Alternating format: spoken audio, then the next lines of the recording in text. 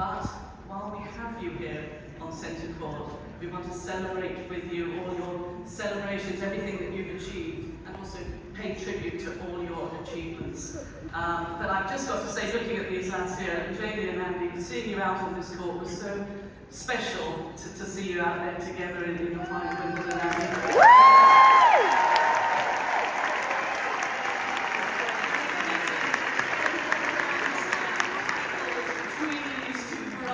All I can say is Mum Judy and Dad Will, congratulations, you've produced two outstanding.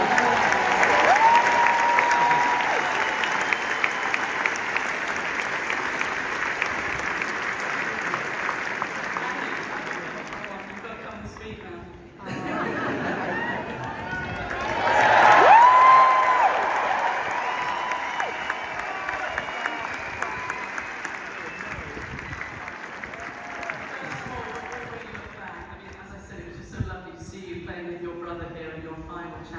How special was it for you to share Centre Court with him today?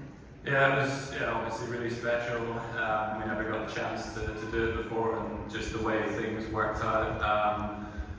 There was a chance this year. Jamie's usual partner was playing Neil Skupski, so he asked me, and obviously it was a bit of a race against time to try and get out of here. And physically it wasn't easy today, but I'm glad we're able to get out here and do this one time together.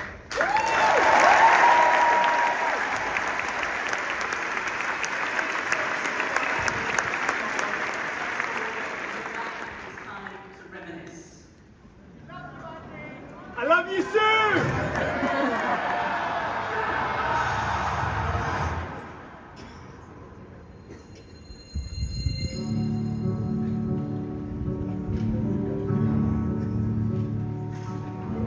There is a journey that few get to make, from young dreams doesn't really bother me what I do, just as long as I'm playing.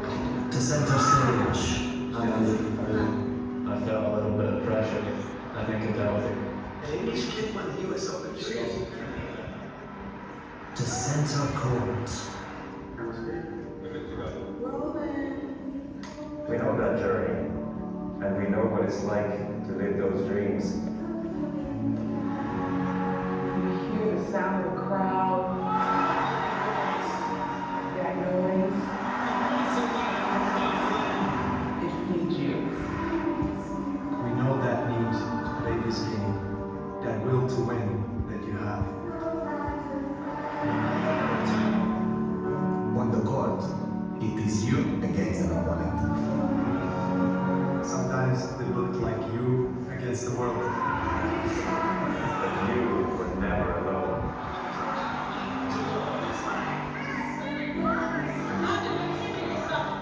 Because while you carried your own dreams, you also carried theirs. They shared that long wait, and the hope, and the pain when it felt so close. It's a full Grand Slam final. He hasn't won. Right, I'm going to try this, and it's not going to be easy. But it made the joy even greater when it came.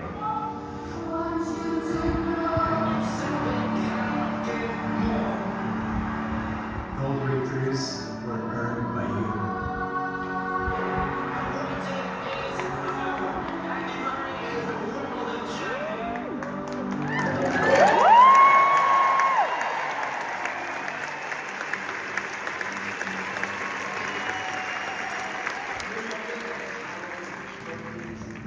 What matters more is, are you proud of how you played the game?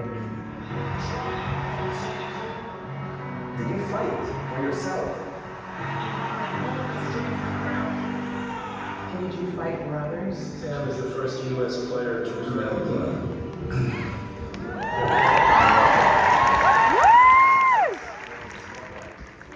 Awards, attention. But for you, it was always about the dance. Always drawn to that beautiful torment. Yet always knowing that there was life outside of the line. And us, we have been against you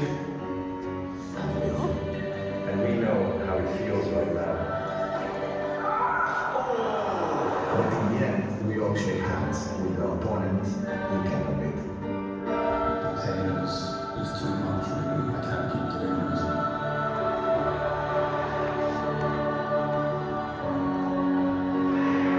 It's Murray's time and the sunshine of second goal once again. We were proud to play against you. And with you. Always. Always.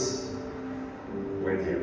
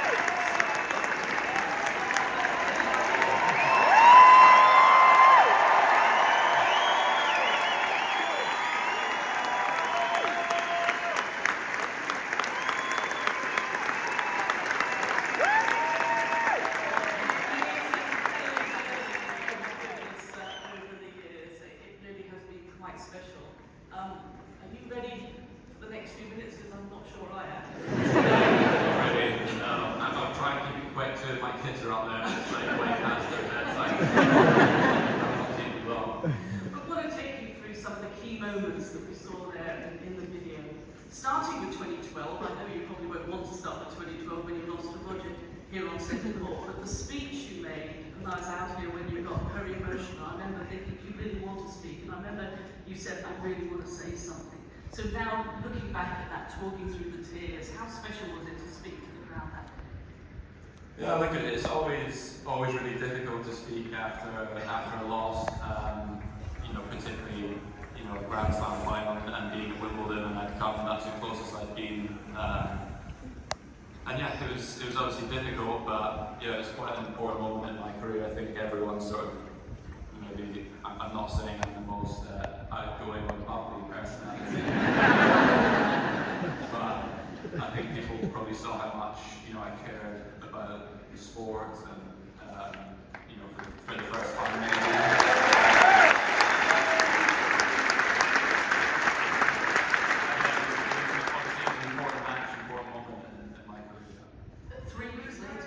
Back on this court, a different looking court in London 2012, same opponent, Roger Federer, straight set.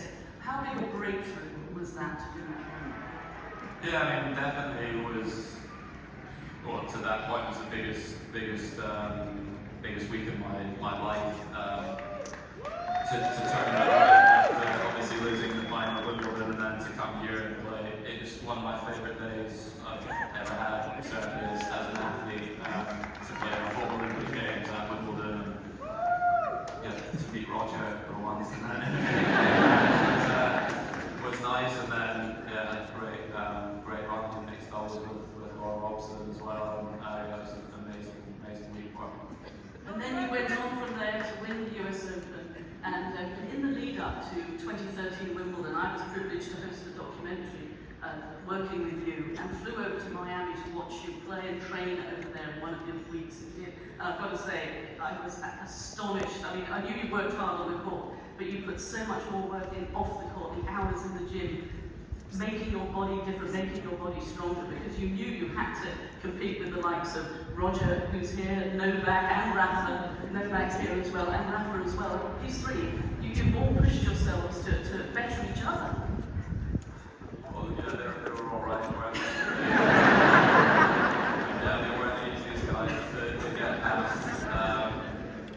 But yeah, look, I was obviously incredibly fortunate to play in this time, and I think all tennis fans have been lucky to witness what they've obviously gone on to.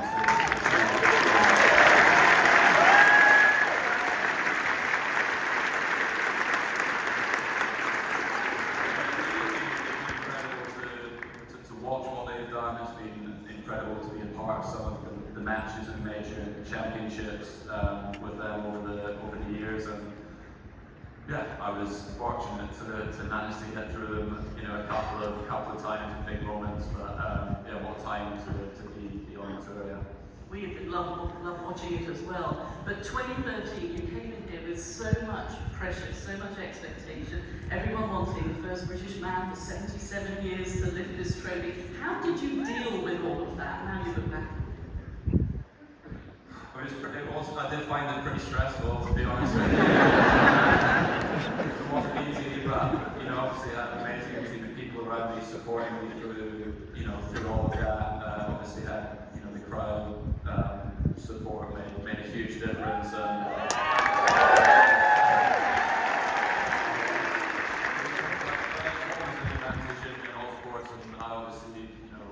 I used it that day.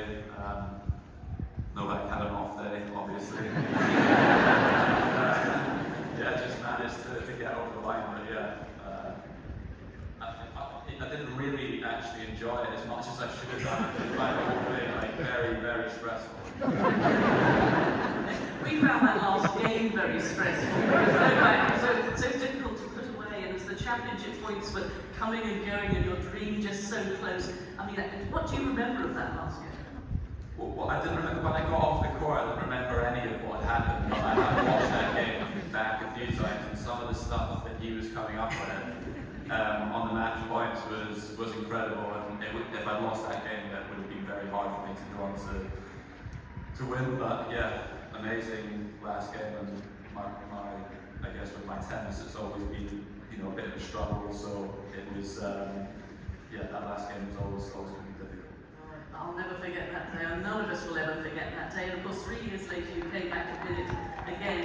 This time, I think you enjoyed it even more. Yeah, 2016 was different. Like, I felt way less pressure, and the enjoyment I got out of the win was totally different to 2013. I had an amazing evening that night with all my friends and family, properly went out and enjoyed it with the people closest to me, and yeah, 2016 was, of the slams, was my favourite one, yeah. We heard you were dancing as well, so. I don't remember much of that night.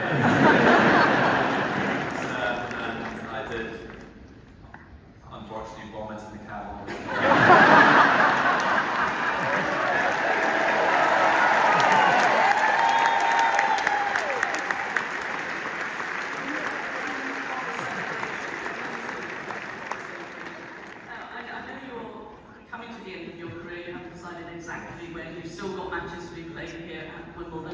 Next year at the championships here, do you think you would come back and watch matches? I can recommend the members stand. I've got a feeling somehow you might be a little bit more central in this place, and I can highly recommend this place. So would you come back? Yeah, I'm not never going to come back here. Yeah. Are you a good watcher? It depends who I'm watching. I hate watching my brother. I find it really difficult to watch my brother play. But yeah, I love tennis. I watch it all the time. I'd probably be more comfortable sitting up there in the coaching box. So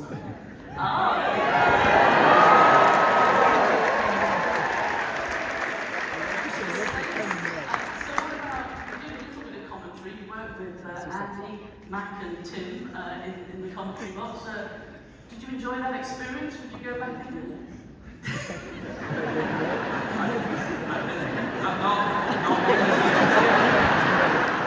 Not because of the people I did it with. It's just the match. It was an unbelievable match. Nadal amazing tennis, but just a long time to stick commentary box. It's kind of a long time to be in there. Yeah, I didn't enjoy it that much. Tim's still there, it's okay, I'm back.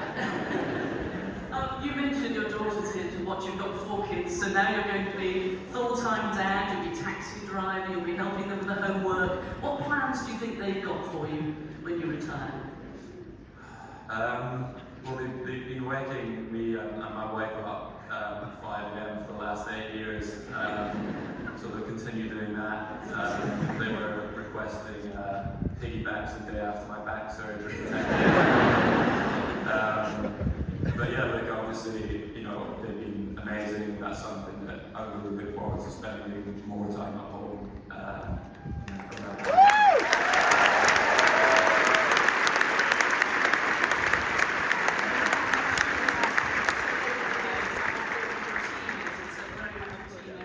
You've got your team in the box there, and I know I'm going to ask you to talk to them, but I mean, I know they've got work to do in just a moment, and you'll want them there bright and early tomorrow morning because there's still work to be done here at Wimbledon. But so many people who have helped you in your 20 years of playing down here at Wimbledon. What message would you like to send to the teams that you work with? Yeah, like I've had incredible support, and I think all the players out here on the court know that you can't do this on your own. You need a team of people supporting you. The coaches, strength and conditioning team, physios, in recent years surgeons, unfortunately, as well. But yeah, I've had some amazing people working with me over the years, and yeah, huge thanks to them for supporting me through this. The last few years have been, I think, it's been hard for me, but I think hard for them.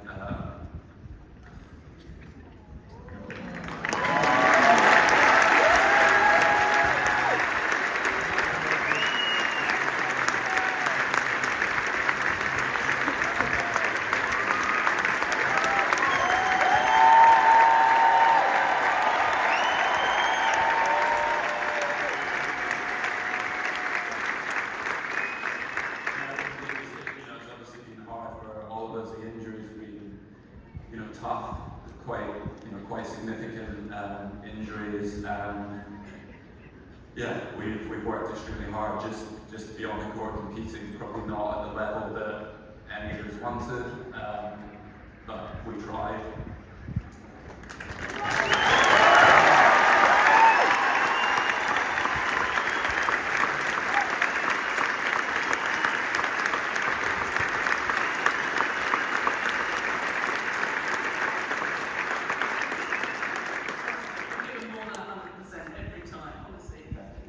And also, I mean, I just want you to talk about your family too. I mean, I know your mum, your dad, Will, and your wife, Kim. I mean, they have supported you, encouraged you, and allowed you to follow your dreams in tennis. Yeah, I guess I speak on behalf of Jamie as well. But I mean, mum and dad have been, were amazing support when we were. Still today, but when we were little, and allowing us to go and pursue our dreams. It was, Jamie left home to go to train when he was 12, and he moved over to Paris, and I left to go to Spain. And I know now, having children, how, I don't like being away for a day. So allowing us to go and train abroad and pursue our dreams. We could have done that without their support, and thank you.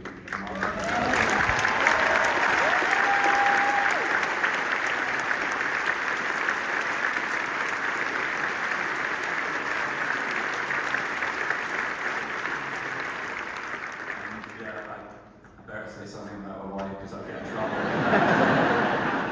If I don't, but this is probably going to be the hard part. So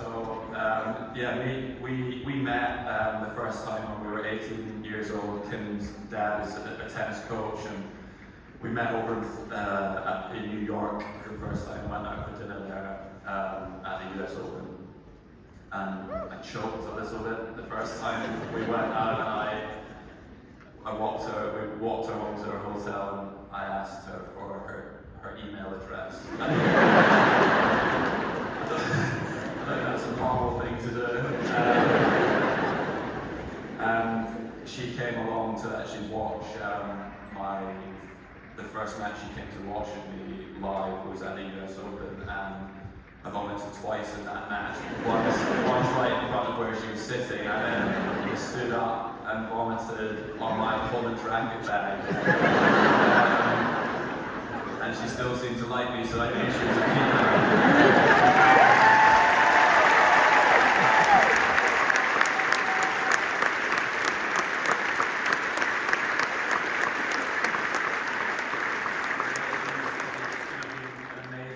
Amazing support to me, to my whole family. Is the best mum.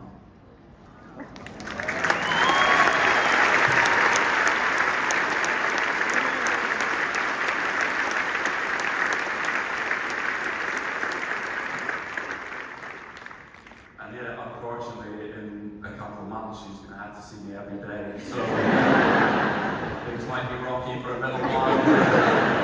Hopefully, we can stick it out together, and I'm looking forward to the rest of our lives. Yeah. Absolutely.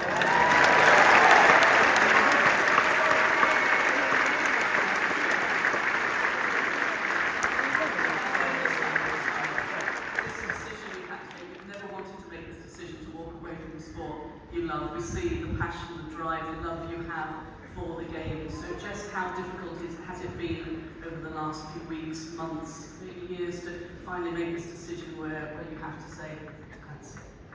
Yeah, look, it is hard because I'd love to keep playing, but I can't.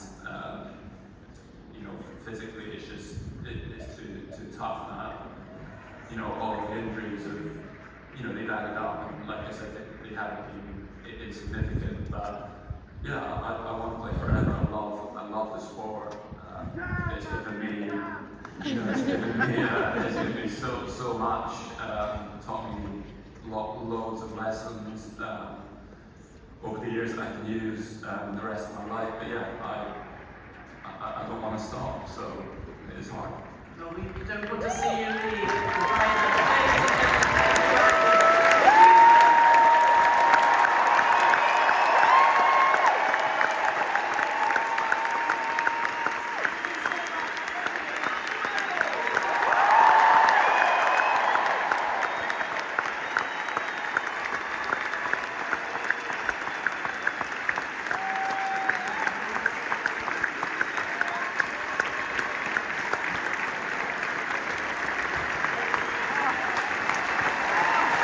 Good night from him. Good night from me. And it's good night from Matt. Good night from Matt.